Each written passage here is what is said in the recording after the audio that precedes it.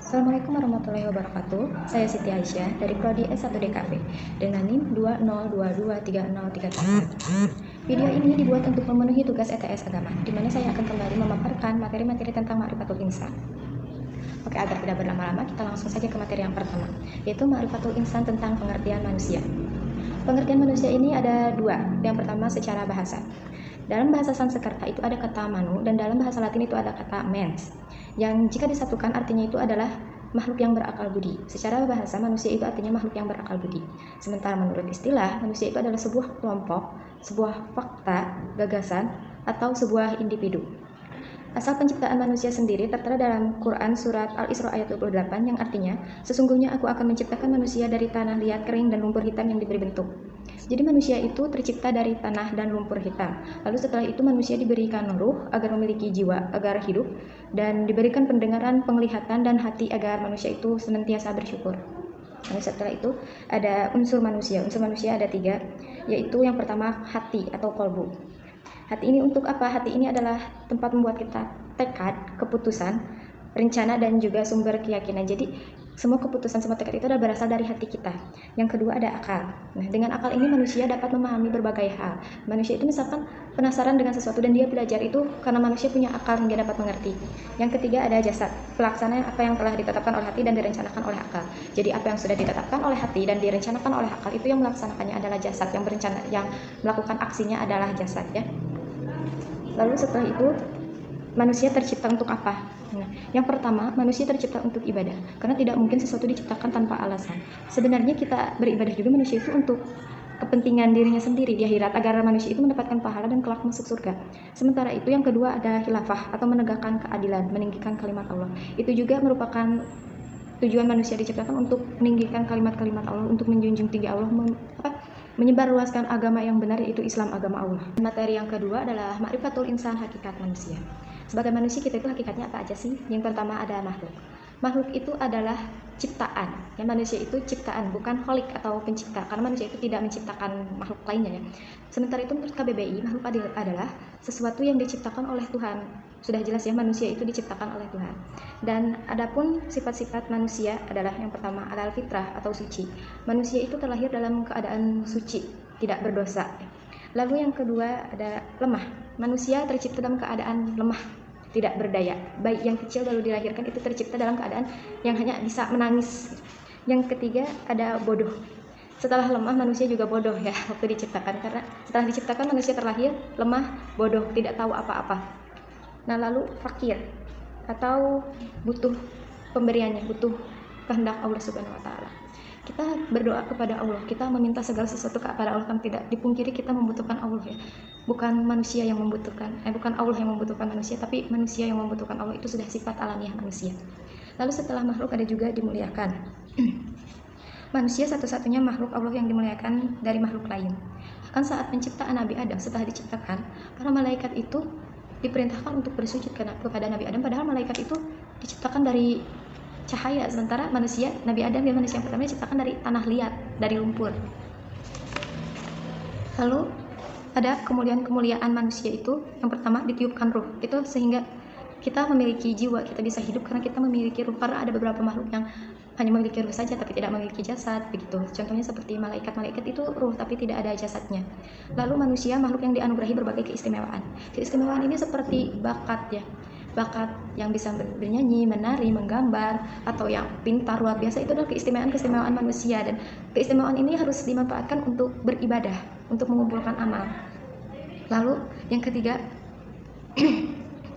alam semesta itu ditundukkan untuk manusia. Jadi manusia itu bisa memanfaatkan apa yang ada di alam, tapi jangan merusaknya. Manusia bisa memanfaatkan apa yang ada di laut seperti ikan, terumbu karang, bahkan air lautnya sendiri pun dimanfaatkan.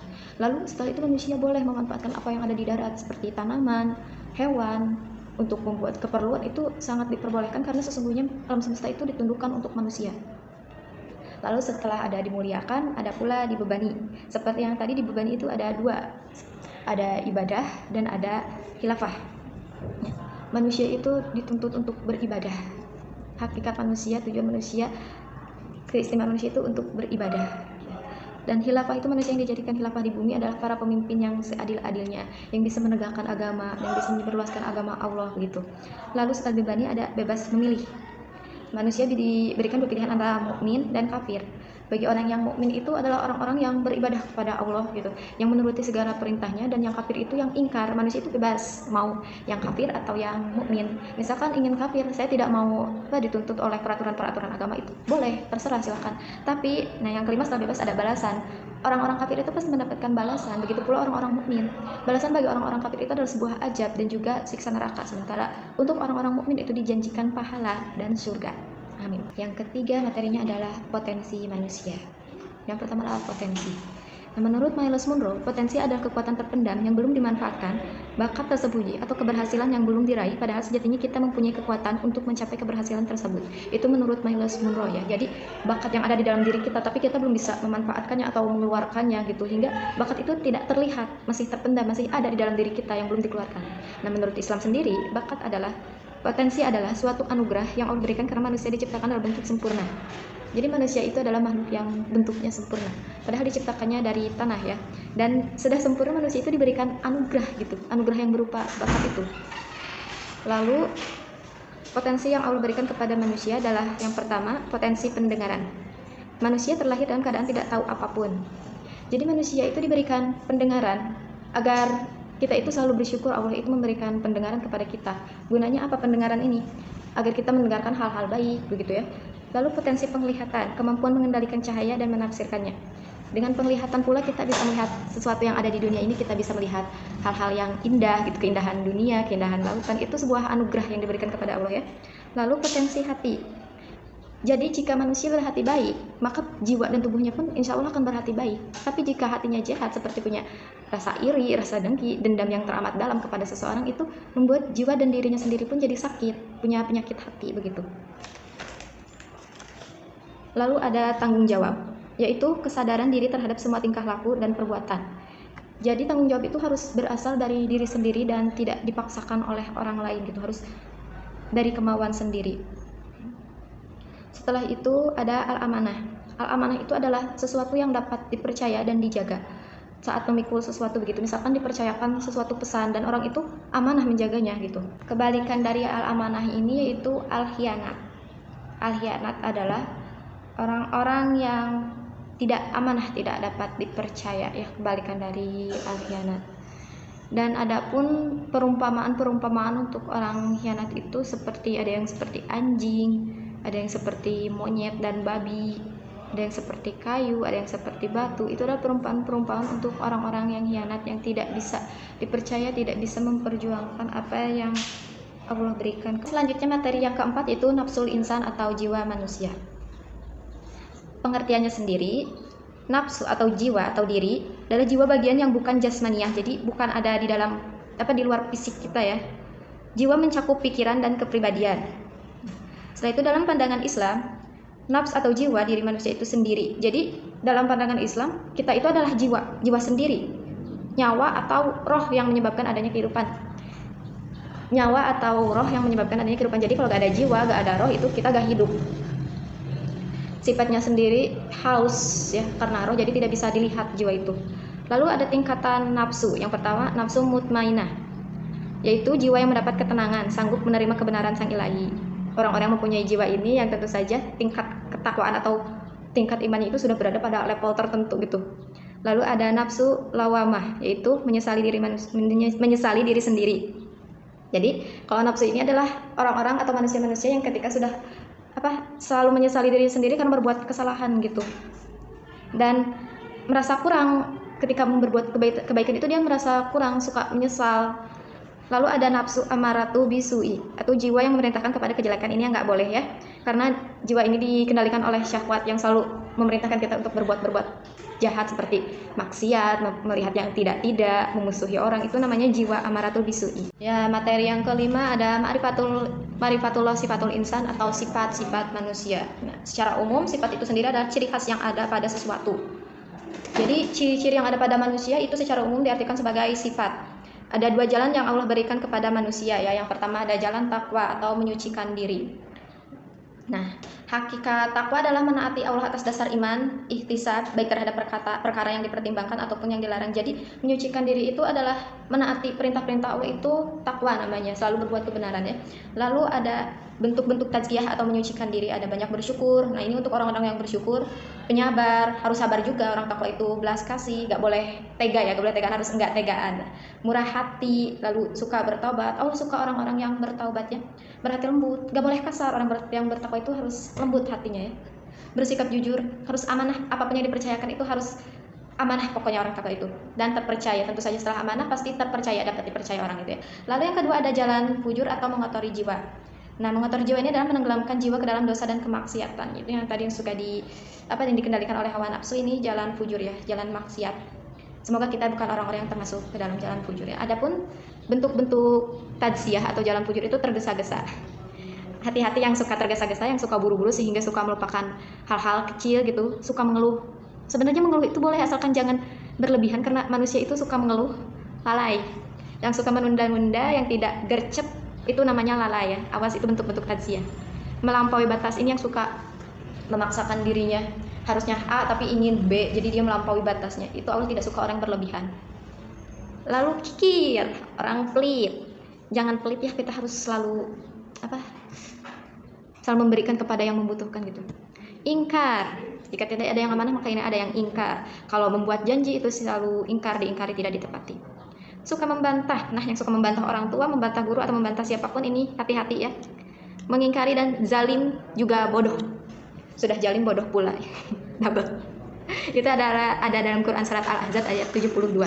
Materi yang keenam, yang terakhir ada ma'rifatul insan, hakikah al-ibadah.